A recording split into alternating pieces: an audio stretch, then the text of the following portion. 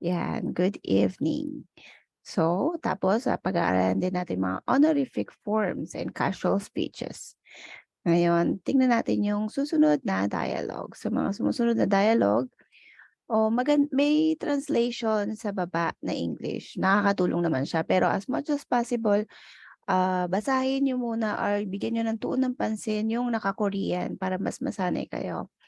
Hello, good evening. Okay lang daw yung mic ko. Thank you, Mark Jane, for responding. And si Junor, hello, Anyong Venusfiel, Fritzy, Anyong. Yan. So, balik na tayo sa lesson. Ito ay conversation between Rian and Tuan. 사비 ni Rian, Tuan 씨는 가족이 몇 명이에요? 몇 명이에요? 명 is unit, counting unit for person or people. Yan. Tapos sabi ni Tuan, 어머니하고 형하고 저 3명이에요. 리안 씨는 가족이 몇 명이에요? 사비 ni Rian, 4명이에요. 저는 아버지하고 어머니하고 여동생이 있어요. Yan. So, sabi ni Tuan 씨는, sabi ni Rian, Tuan 씨는, tanong niya kay Tuan for Mr. or Miss ang she. Mr. Tuan, or parang medyo polite din, or minsan kahit magkaibigan tawag din yan, or parang casual na magkakilala. 가족이 몇 명이에요? Ilan kayo sa family niyo? Sagot ni Tuan, 어머니하고 형하고 저 3명이에요. So, 3 daw sila. Sino-sino sila? 어머니, si mommy, at sa Tagalog, at si kuya, at tapos hago din, at ako, 저. For honorific form ng na, na, 저. Yan. 3명이에요. 3 tao daw sila. tapos ibinalik niya yung tanong kay Rian. 리안 씨는 가족이 몇 명이에요? 몇 명. Pag isa-isahin natin syllable na to, 몇, yung T, yung pronunciation niya, 몇, tapos 명. Pero pagka magkasunod sila ng isang consonant na miyam, 몇 명이에요. 몇 명이에요? Tapos pagpatanong tayo, yung intonation natin ay pataas. 몇 명이에요? 4명이에요. 사비 ni Rihan, 4 kami. 저는 아버지하고, ako naman, 아버지하고 at 어머니하고 여동생이 있어요. Yan. So this, yung 있다, 여동생이 있다, two possesses, ibig sabihin yung meron. Meron akong dong생, meron akong abuji, meron akong 어머니. Yan. Or to have, kapag not to have, is 없다. Yan. So, kung napakinggan nyo maigi, bakit ito? Ang nakuha ko pala is yung ebook. Hindi pala ebook yung nadala ko, sorry. Oh my God. Sorry na nakakahilo. Yan. Yan, did you listen carefully? So, sabi, tuwan si 가족이 몇 명이에요? So, pakisagutan to. tuwan si 가족이 몇 명이에요? Ilan daw sila?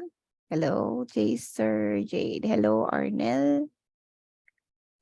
Cello Dansil, Jason, yan. Ilan daw po sila sa kanilang pamilya, si Tuan?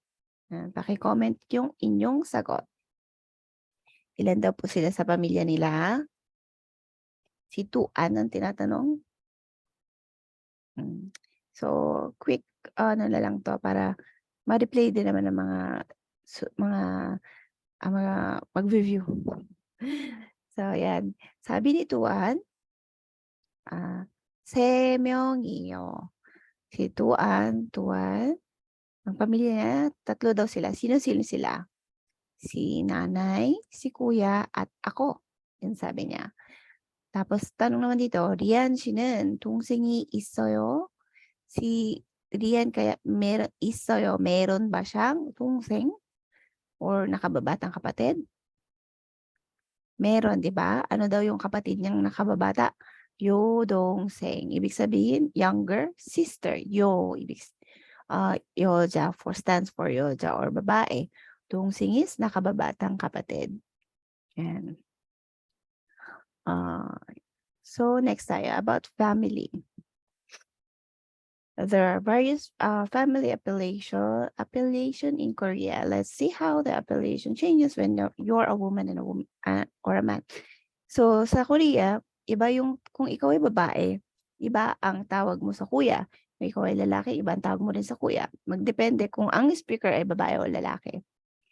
So, eto muna tayo sa vocabulary ng ita and opta. Ita is meron, opta ay wala.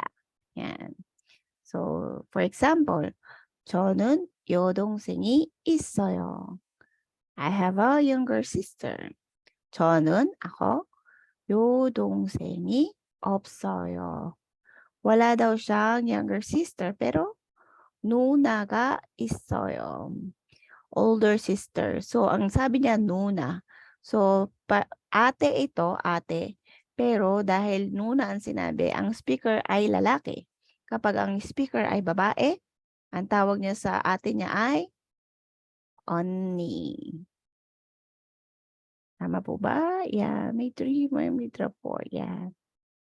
Oh, medyo delay lang yung ano.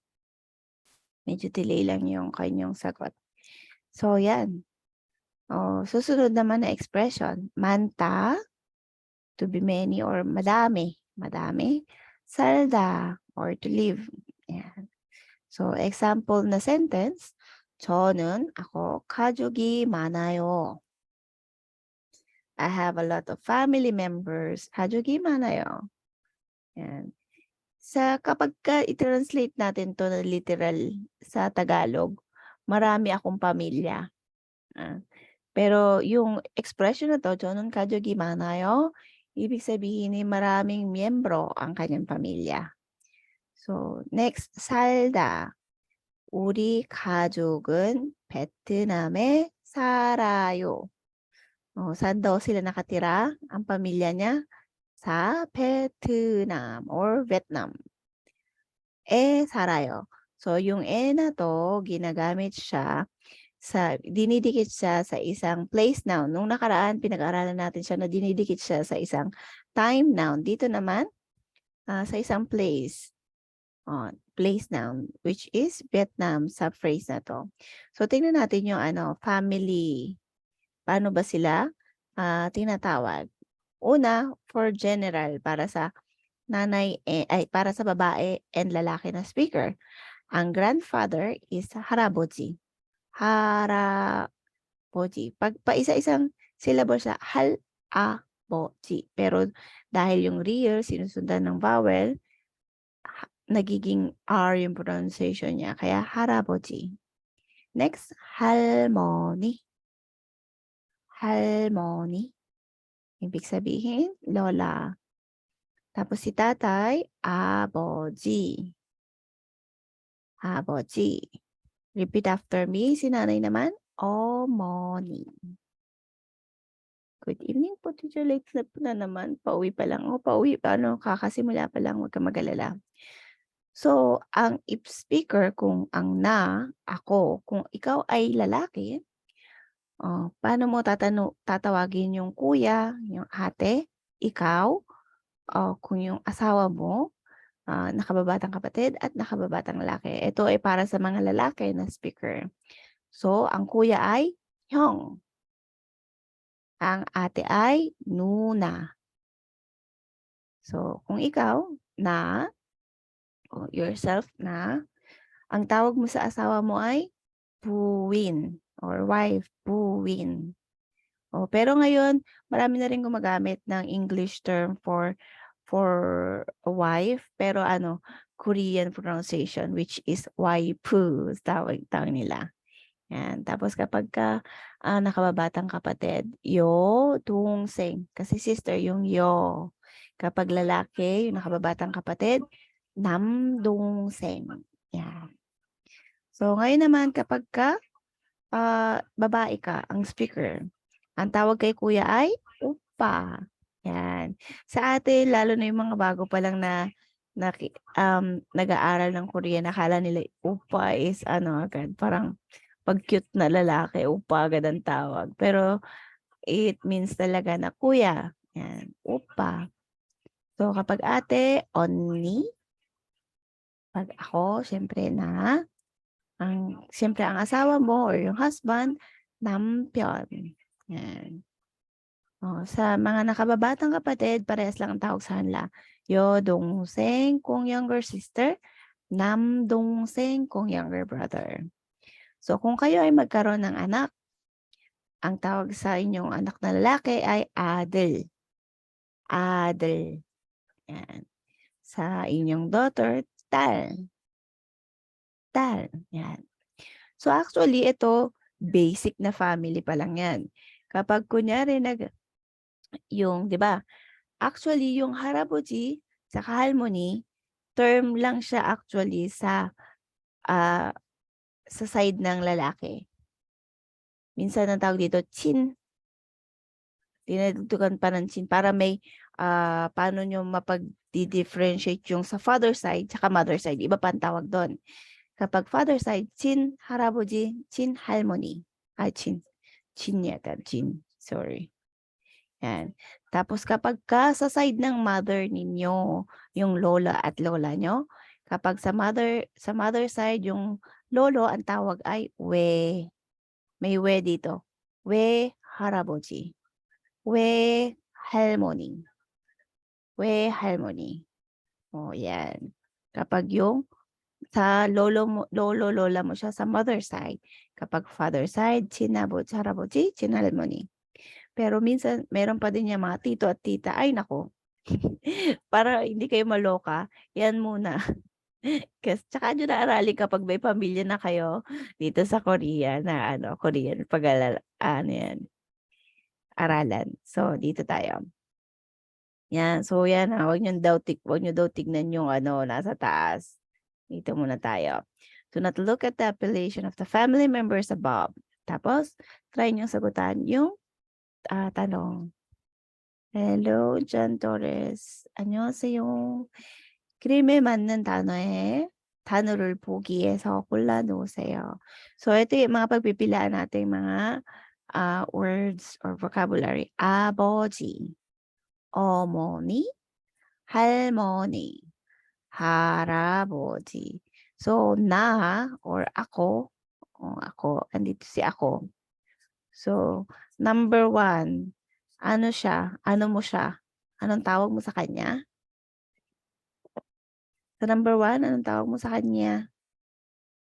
Pwede niyong i-comment sunod-sunod.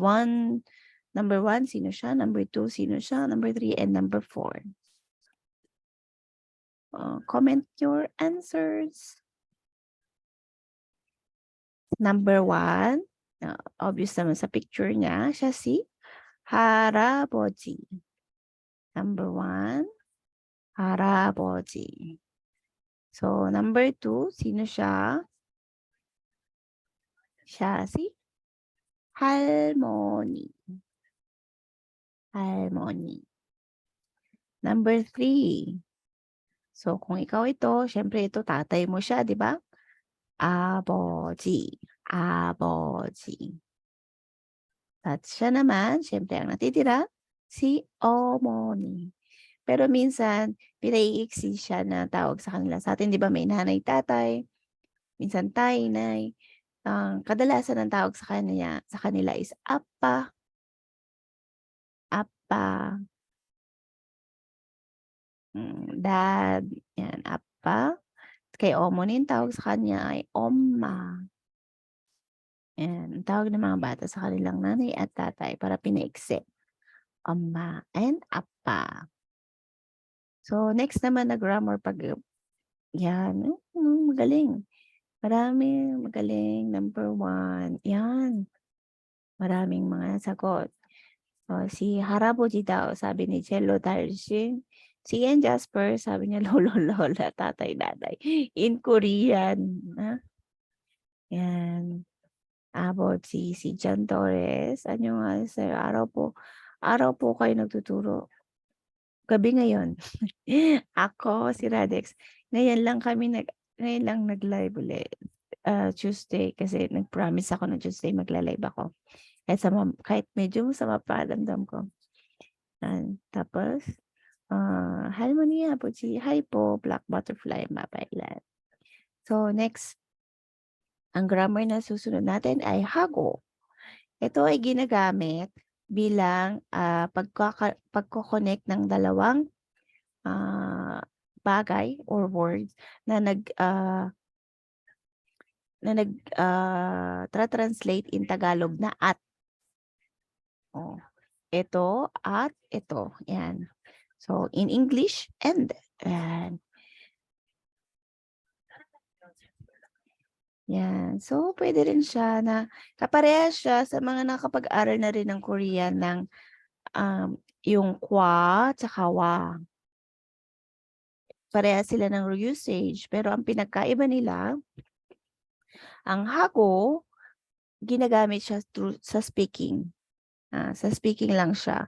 Pero kapag writing, dapat maging conscious kayo kasi minsan yung mga mag-e-exam tas may exam ng writing, huwag niyong isulat yung hago. Ang isulat niyo, kwa or wa. Kapagka may patsim, kwa. 'Pag walang patsim, wa. Hmm.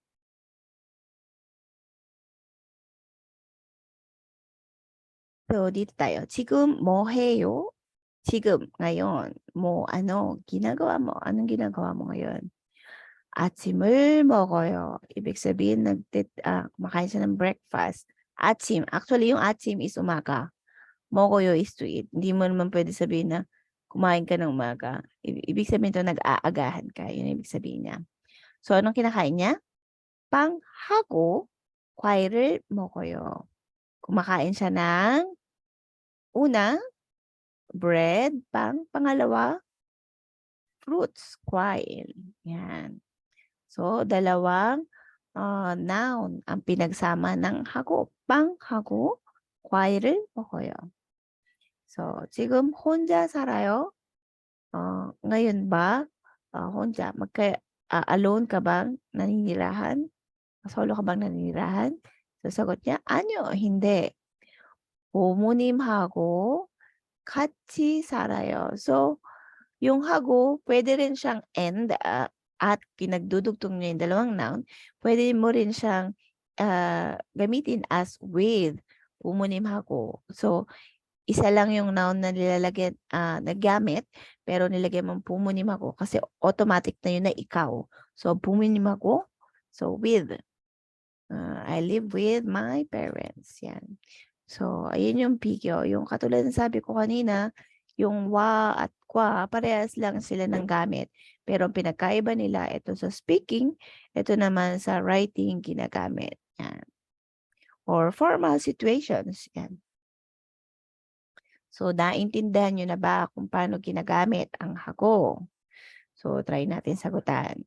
For example, 남편, 딸. O, yung dalawang, ito ang pagsasamahin natin. 가족이 몇 명이에요? Yan, pare-parehas sila ng tanong. How many family members do you have? Yung tanong. So, ang sagot, 3명이에요. Tatlo daw sila. Sino-sino sila? 남편하고 딸이 있어요. Yan. 남편하고 딸이 있어요. So, yung kasi ang tinatanong how many members, tapos pagkasabi niya, sasabihin niya kung ano yung meron sa pamilya niya. Sino-sino sila? 남편하고 딸이 있어요. Sa huling, noun, so, puwedeng 3, 4, walang problema. 남편하고, 딸하고, 어머니하고, puwede siya. Pero kapag yung dulo daw niya, hindi na hago, I or ga ang gagamitin. I or ga. Ito yung 'pag dinidikit natin sa subject. Ayan. 이가 있어요. 딸이 있어요. So ngayon, number 1, 아내, 아들. Yan. 가족이 몇 명이에요? Ilalagay natin yung dalawang ito. 3명이에요. So paano natin lalagay, ano 'to? Paano isusulat? Yung using yung grammar na napag-aralan natin. ane, o ane, sorry. 아내하고 아들이 있어요. Bakit ang ginamit ko? Kasi merong patsim yung other. May patsim yung other, kaya yung ginamit ko. Yan. So next, number 2. 가족이 몇 명이에요? So sila yung pagkagamitan. Si 아버지 tsaka si 어머니 ang meron. So 3명이요. 3명 ibig sabihin included na yung speaker. So 2 na lang i-include niya. Sino-sino sila? 아버지하고 saglit lang. Yung aking 아버지하고 어머니가 있어요. So bakit? Ka naman ang ginamit ko this time. This time, ka yung ginamit ko. Bakit? Dahil itong huling syllable ng noun ay walang patsim, which is ni. Wala siyang dito base sa baba. Unlike ng adil, meron siyang patsim or meron siyang base consonant, kaya yung ginamit natin. Yan yung pinagkaiba nila. So, ito naman, 어머니가 있어요. So, number 3 tayo. Number 3. 가족이 몇 명이에요? 3명이에요. Sino-sino sila? 할머니, 형. So, paano natin susulat ito? Paano isusulat? 할머니, tapos yung pinag-aralan natin, 하고, 할머니하고, 형이, sorry. 형이 있어요. So, again, yung ginamit ko kasi merong patsim dito sa huling syllable, which is yung nang ginamit naman. So, yung gagamitin. So, this time, 3 yung included pa, no? 가족이 몇 명이에요? Sino sila? 아버지, 어머니, 누나. So, try natin to. 아버지하고, sino pa? 아버지하고, 어머니하고, yan. Pwede nyo pong gamitin yung hago. Tapos yung pinaka-last na noun natin, sino siya? 누나, na. So, anong gagamitin? I or ka? 누나가, kasi wala siyang patsim. 누나가 있어요. yan. 아버지하고 어머니하고 누나가 있어요. yan. So, gets nyo na po ba kung paano gamitin yung hago? Yan. Tingnan natin sa comment section. Gets po ba? Yan. Yan. Very good. Ian Jasper. Anong for? Yan. Good evening, Yavi. Hello, Sam Darna. Hindi po pala ako si si Teacher Darna. Ako si Teacher Valentina. Hindi, si Teacher Darna ay very busy pa. Kaya ako muna si Teacher Cloud na nagbibigay sa inyo ng lesson. Sana po may video po kayo about sa mga dugtong ng words po. Eto na po yun, dinudugtong siya sa mga words. Dugtong ng words, yan. Ibig mo ba sabihin ay yung mga grammar na ginagamit or participle. Ma'am, lalabas ba yan sa exam po ba? Pwede rin pong lumabas sa exam. Hago, tama yan, Ian Jasper, yan. Good evening po, kapapasok ko lang. Sige, pasok lang. Shout out, wala po si Sam Darna. Opo, wala po si Teacher Darna. Antayin nyo lang pag hindi na siya busy. Sure ako na na-miss na rin kayo, kaya magla-live din siya. So, balik tayo. Wala nang tanong hanggang dito. So, I guess, nag-gets nyo na paano siya gamitin. Oh my God, pakita nyo yung sagot. Yan. So, kung naaalala nyo pa yung Kung naaalala niyo pa yung tawag sa dalawang ito. Last lesson, naalala niyo pa ba 'to? Anong tawag dito? Anong tawag dito? So, pwede niyo sabihin, "Do you want to study more? Look at the pictures and connect two words using hago." So, ang parang gagawin nating sentence is "뭐뭐가 있어요." Meron. Merong, sa Tagalog ko muna, merong susi at wallet. Sa mga nandito na nakapanood nung last time na lesson, ano ang tawag dito sa dalawang 'to? Ito given na siya, "오빠, 언니." Ayan. Oh, so number 2 muna yung sagutan natin. Titingnan ko kung sino nakakaalala sa inyo kung anong tawag dito sa dalawang 'to.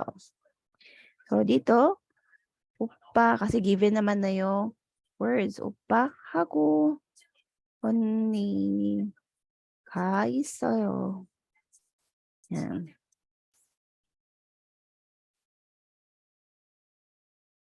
Comment nyo nga kung ano yung tawag dito sa dalawang 'to, sa number 1.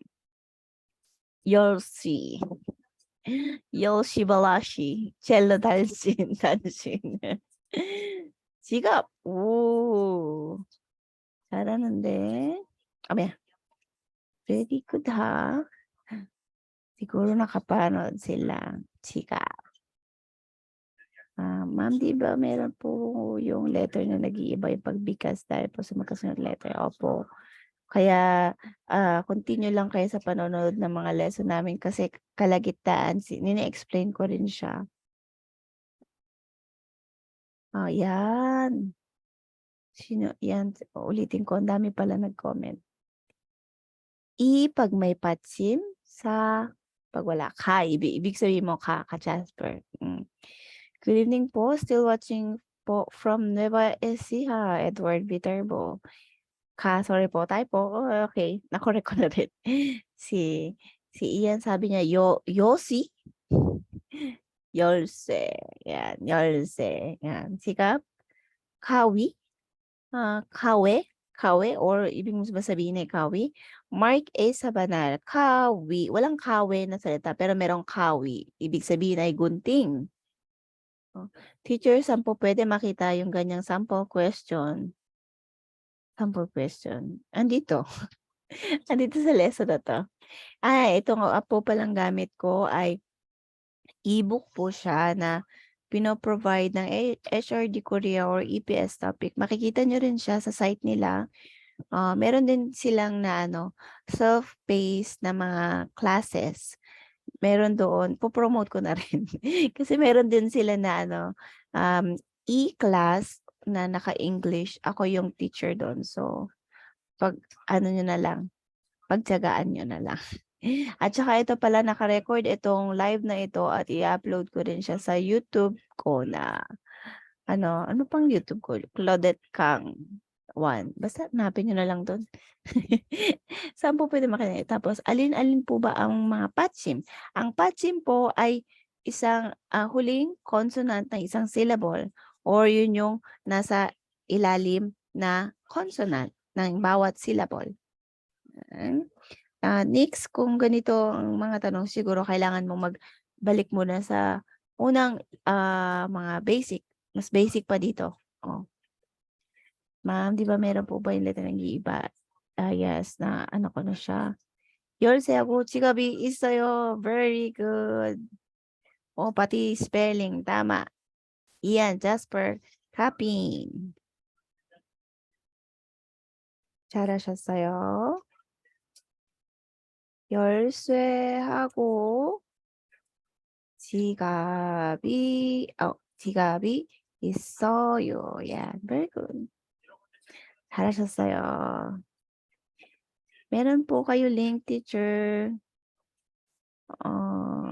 Hindi ko, mamaya po i-ano ko sa inyo. Yan. 지갑 있어요. tama na sana pala. 지갑 열쇠하고 정린 yung 열쇠 tapos yung hago dapat magkadikit sila kasi importante din yung spacing kapag nagsusulat ng Korean kasi doon din yung chine-check nila yung spelling. Tapos 지갑이 kapagka kasi parang 'pag ganyan 지갑 있어요. Para siyang alam niyo yung parang, ah, Tagalog na parang 'pag Chinese yung nagsasalita, Barok. Barok yung Tagalog, sorry naman. Sorry naman, hindi ko ano na mag-degrade or derogative na ano sa mga Chinese. Yung I mean ko is Tagalog na barok, 'yan. Barok Tagalog. So next tayo, second dialogue.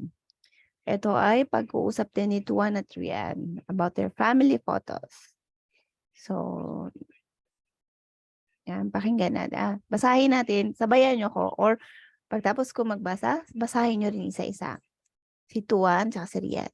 이 사람이 리안 씨 여동생이에요? 이 사람이 리안 씨 여동생이에요? 네, 맞아요. 제 여동생이에요. yan. 여동생이 정말 예뻐요. 지금 몇 살이에요? 20살이에요. 여동생은 남자친구가 있어요? 아니요, 없어요. Yan. So, ano yung pinag-usapan nila? 이 사람이, so ibig sabihin niya meron siyang, 이 사람이 parang may pinipoint pa, ito, ibig sabihin to, ito.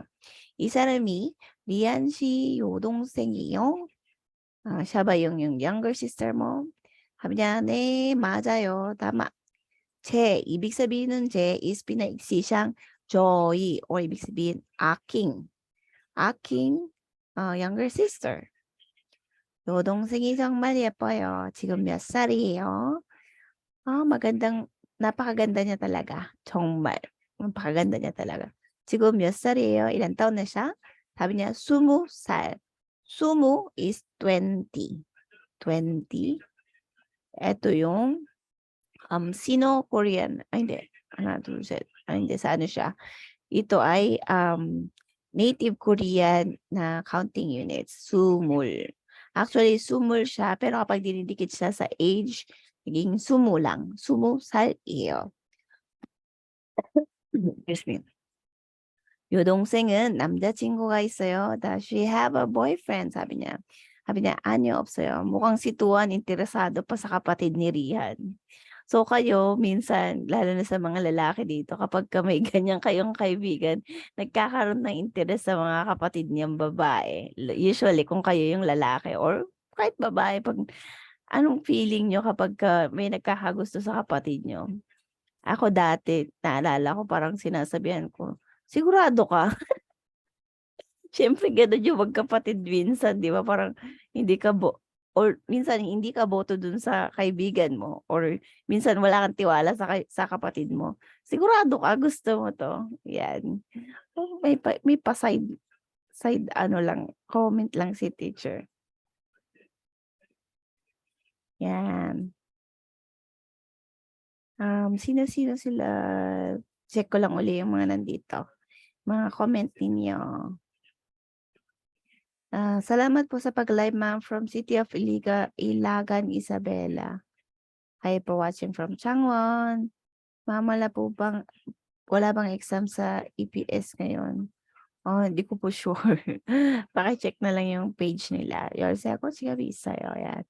Meron, ay ganun po ba? Ayan. 감사합니다, 선생님. You're welcome. So, balik tayo. Kung narinig nyo or binasa nyo maigi, naintindihan nyo, pakinggan nyo, sagutin nyo yung mga sumusunod na tanong. 리안 씨 여동생은 몇 살이에요? ilan taon daw yung kapatid ni Rian? Number 1. Answer in Korean. 리안 씨 여동생이 몇 명이에요? sorry. 여동생은 몇 살이에요? 안녕. Anyong Teacher Cloud, anyong din Ronnie. Ganda ng boses mo, ma'am, parang paus. Oo. Paus talaga. Oo. Oo, pero kaya pa. Kaya naman mag-live. Saglit lang naman yan eh. Yan. Sarangheyo Song Singlim. Uy, ano na, tinatanong ko, ilan taon daw? Ilan taon daw yung kapatid ni Rian? Sabi dito sa sorry. Oh. Sumusal. Hmm. Kapag nagsasabi kayo ng edad, kapag tawag dito, ay sinusulat niyo yung edad, kapag number yung ginamit nyo, magkadikit yung number, tapos yung word na sal or yung edad, years old. Pero kapag isinulat nyo siya in Korean, which is sumu, dapat naka-space po siya sa sal or years old. Ganyan po pinagkaiba kapag isusulot nyo siya ng in Korean tsaka by numbers. Yung numbers tapos yung counting unit niya ay katabi niya, dapat wala silang space. Pero kapag isusulat nyo sila ng in Korean tapos yung counting unit niya, dapat sila ay magkatayo. Yan. Tapos Rian, si 여동생은 남자친구가 있어요. Meron ba daw boyfriend? Mahirap daw. 어떡해. Yan. Sumul, Mark Dominic, 잘했어요. 커피나 쌤. 커피나 20살이에요. Tama yan, Nicole, pero yung sal, ieo, dapat magkakadikit sila, okay? Pero yung sumu lang, tapos yung sal. Okay? Aniyo. Hindi mo sabing anyo. 친구가 있어요. Pag tinanong ng 있어요, meron ba?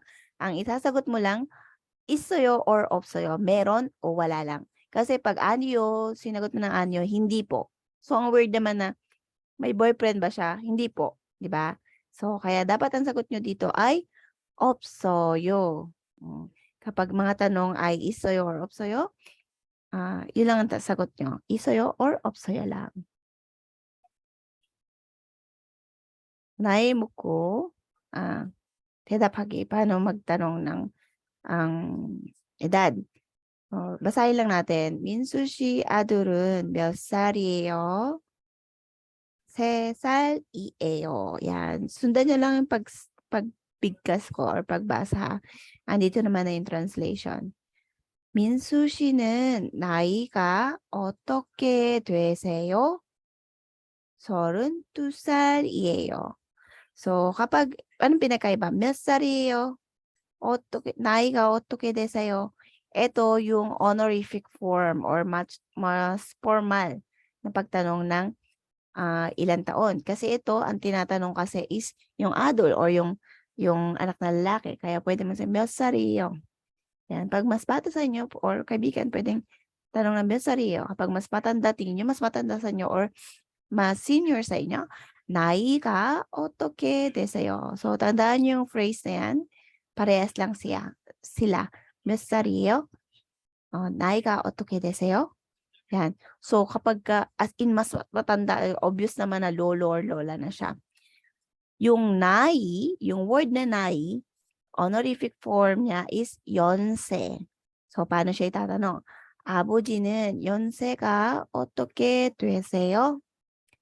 60살이세요. Instead na 살이에요, iseyo din ang gagamitin kasi mas matanda sa kanila, abuji yung pinag-uusapan, tatay niya. So, yung ano yung ginamit na in-upgrade or yung honorific form, yung nae or age, yonse. So, yung counting unit na salida, pwede lang sal-ieo, magiging sal-iseyo. Yung iseyo, useyo, nagiging honorific form yung mga words yan. Yesun is 60. Yan. Mas complicated ang mga bagay-bagay kapag bukod sa kung depende sa speaker kung babae o lalaki. Ngayon naman, depende kung ang kausap nyo ay matanda or mas senior sa inyo or mas bata. Yan. Yun yung gumagamit tayo ng honorific form sa Korea. Kapag sa sadyang, ano pong gagamitin? 2, 4, or 3? Pag sadyang name, kasi minsan baka pag tinanong mong yonse, baka magalit sila na ganun ba ako katanda? Baka sabihin, para tanungin mo ng yonse. Pwede na rin yung naika o toke deseo kasi formal din naman siya. And Mark Dominic, kapag tatanungin mo yung edad ng 사장님, 나이가 어떻게 되세요?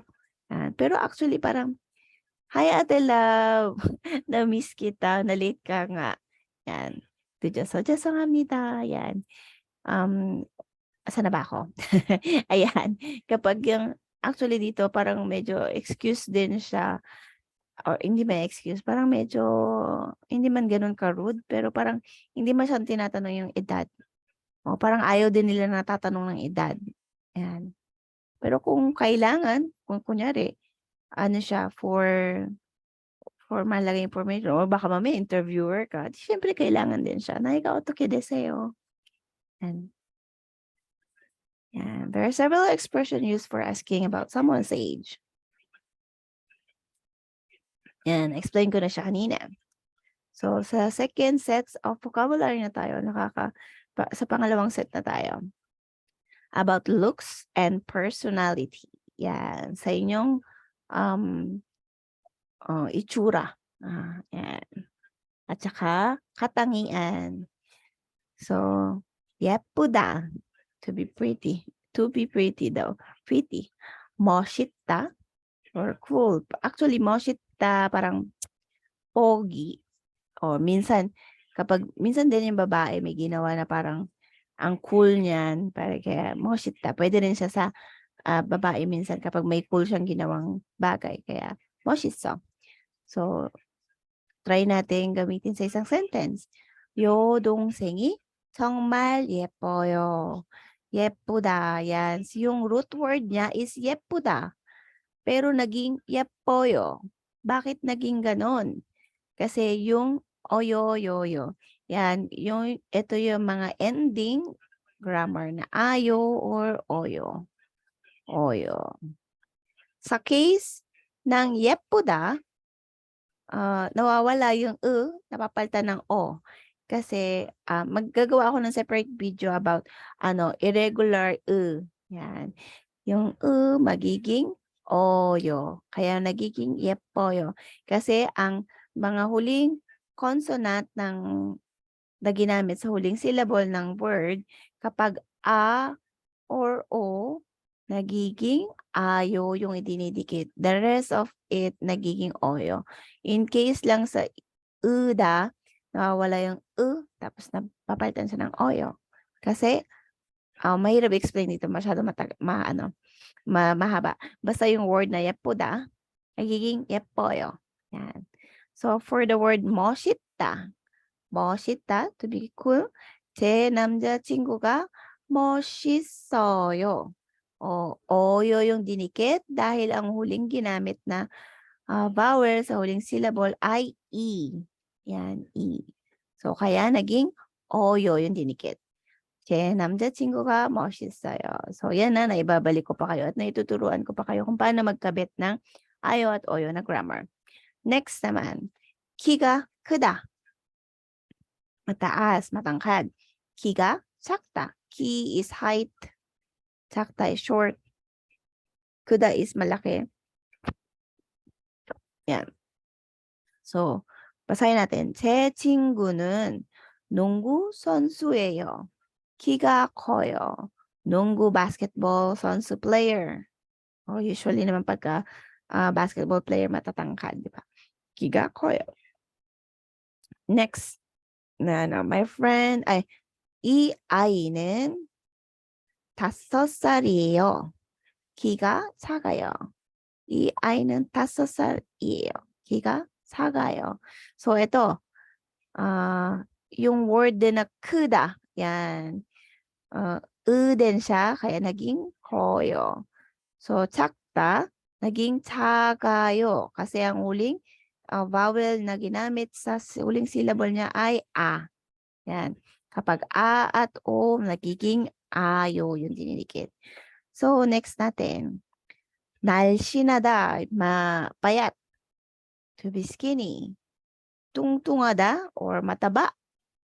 Yan. 이 여자는 키가 커요. 그리고 is another term for and or at. At 날씬해요 or mapayat. 날씬하다 Yung mga nagtatapos sa hada, magiging heyo naman para gamitin yung ayo o yo na ending grammar. Dahil shin heyo. So, for the mataba na example, 저는 조금 뚱뚱해요. Parang ako to. 저는 ako, I'm a little fat. 저는 조금 뚱뚱해요. 매일 운동을 해요. ito hindi ko ginagawa. 매일 운동을 해요. Na araw-araw siya daw nag-exercise. Kaya siguro ako tungtungeyo. Yan. 멋있어요. Same din po sa handsome. 멋있다. Ang mas proper sa 멋있다 is 잘생겼다. 잘생겼다. Ma'am, anong oras kayo nag-start mag-live? 8:40? Nata. form. 나이가 어떻게 나이가 어떻게 되세요, Nicole? Sabi niya sa akin. Ma'am, paano po bigkasin ng 어떻게? 어떻게? 어떻게? 어떻게? ganun po yun. 선생님 시험했어요. 불합격?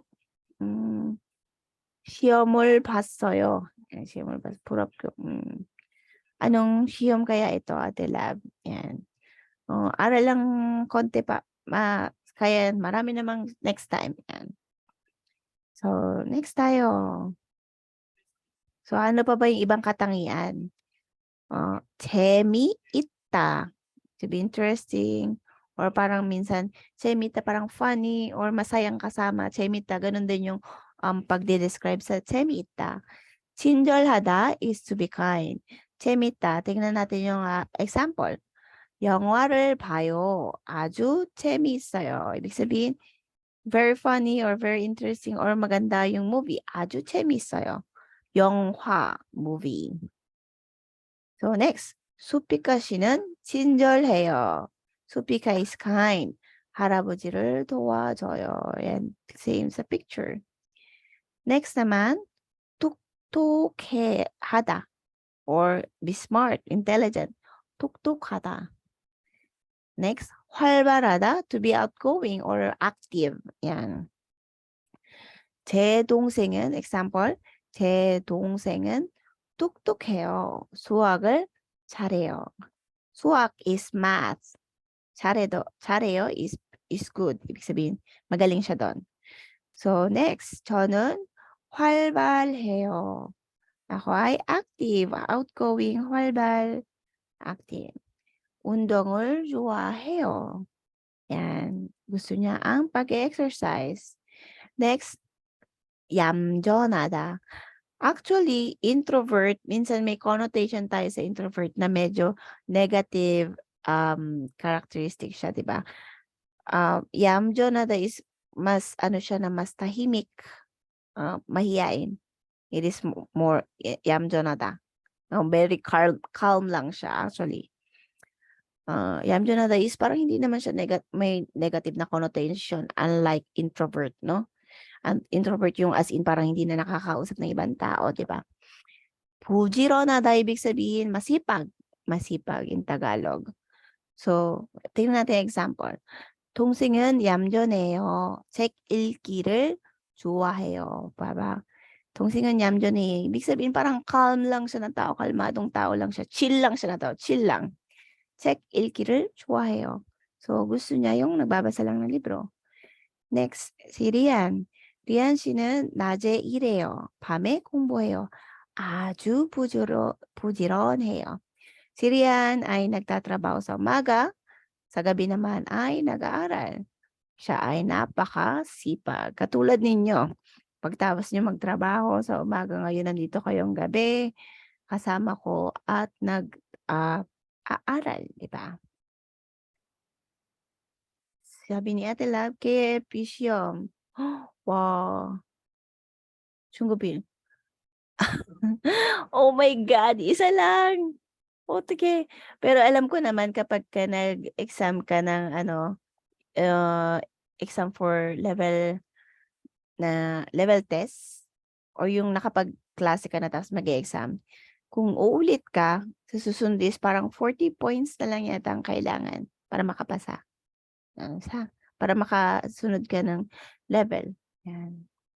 So, ngayon, think again about the vocabulary you have learned above and answer the question. So, ipagdikit-dikitin natin tong ipag-connect-connect natin sila. Yung first picture, ano kaya siya? Second, third, and fourth. So, ano-anong meron? 예쁘다, 멋있다, 키가 크다, 키가 작다. So, comment your answer. Sana, antayin ko. For number 1, number 2, number 3, and number 4. Thank you. Parang kayo din po masipag. Nagtuturo rin po sa amin after work. Thank you. Airo. Yan. Pwede nyo i-comment yung lahat ng answer nyo, 1, 2, 3, 4 sa isang comment. Okay lang.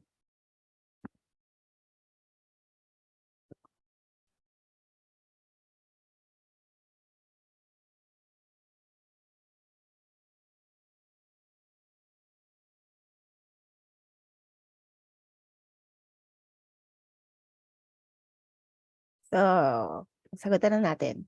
So, may sagot na dito si Ate Lab. Ayan, si Ate Lab lang. So, try natin sagutan. Siya ay, katulad kanina, 멋있다. Cool. So, kamusta naman ang ano nito? Siya ay matangkad. Sa ibig sabihin, 키가 크다. Opposite naman niya, opposite ay 키가 작다 or maliit. So, natitira na lang 예쁘다 or maganda. Oh, sorry. Nagano yung aking mouse kasi. Yan. So, second grammar natin na idinidikit siya sa isang noun. Katulad nung nakaraang araw, pinag-aral natin, yososhie, atsime. Yan. Ididikit siya sa time noun. But this time, ididikit naman natin siya sa lugar or for direction. Yan. Yan. Same din siya for the place or the location of the subject. So, try natin. 리안 씨는 지금 사무실에 있어요. 아산 다오 si Rian nasa 사무실에. Nasaan? 사무실에. 책이 책상 위에 있어요. 있어요. 아산 daw yung check or libro, 책상 위에, nasa taas ng table or desk. 저는 내일 시장에 가요. 어디 가요? 내일 어디 가요? Saan daw pupunta bukas? 시장에. Ayan. 사무실에. So, yung place tapos ay sinasagot niya yung mga tanong na saan. For example, saan? Ngayon si Rihanna, 사무실에. Nasaan ang libro? Nasaan ang check? 책상 위에. Saan ka pupunta bukas? 시장에. Yan. So, ayan. Yung comparison ng for place, of time.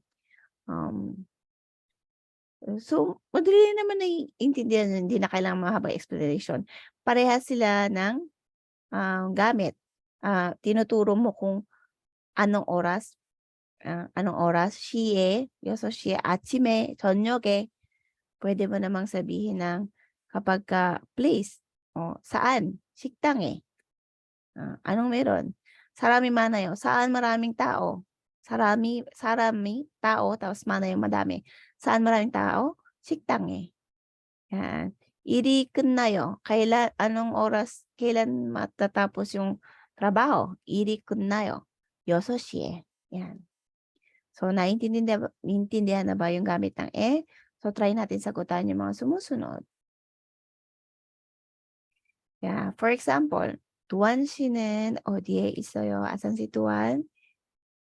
집에 있어요. So, lalagay nyo ng 있어요 kasi andoon siya. To have or to possess, ibig sabihin ng 있어요, di ba? He is at home. Yan. So, next. 리안 씨는 어디에 있어요? 아산 si Rian? Nasaan daw siya? Nandiyan nakasulat na yung pangalan. Nasaan daw si Rian? Siktang.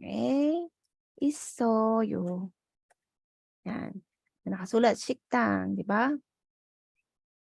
Hada is to go. Very good, Jasper. Yan. So, dito na tayo sa susunod na ano natin. For ma'am. Yan. Dito na tayo. So, sagutan na natin siya. Number 2. 요 동생은 어디에 있어요? Nasaan daw yung kanyang nakababatang kapatid na babae? Yan may nakasulat. Tapos may mapa pa, di ba? So, saan daw? Una muna yung place. Ano yung place? Hangguk. Tapos ano yung pinag-aralan nating grammar? So, nasaan daw? So, andun yung existence niya? 있어요.